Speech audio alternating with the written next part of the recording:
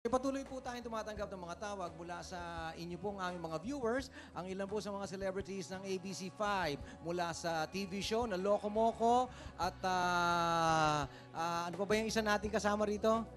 Anyway, nandito ang ilan sa ating mga celebrities. Katuloy po sila tumatanggap ng inyong mga tawag. Si Martin, na kaibigan Martin Andanar from the News of ABC5 is here. Christian Vasquez, the Mocha Girls, si Ariana. Ayan, busy-busy lang. Hawak-hawak nila ang mga telepono. Ang ABC5 po ay magiging kasama po, katulong ng ilan sa mga agencies na pong naatasan mag-distribute po ng mga donations coming from you. At syempre, tuloy-tuloy pa rin ang Shall We Dance mamaya. Rak-rakan po tayo, kaya kahit po tayo may teleton, tuloy-tuloy po tayong magsasayawan. Okay, so magkita-kita tayo po mamaya. Shall We Dance? Okay mga ka-shake, ito po rin po si Arnel Ignacio dito sa TV5. Patuloy po tayo sa ating teleton at ilan sa mga celebrities ng TV5 ang tumatanggap ng iyong tawag. In fact, ito kasama ko ang isang miyembro ng Mocha Girls from Everybody Happy. Kamusta ang inyong mga tinatanggap na tawag? Okay naman po. Actually, maraming gustong mag-donate ng mga goods and cash.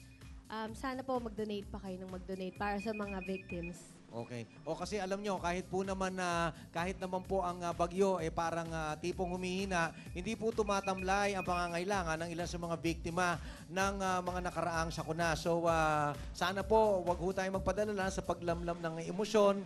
Maraming pa hong nangangailangan. In fact, baka meron pa kayong gustong idagdag, manawagan para patuloy ang ating pagdodonate.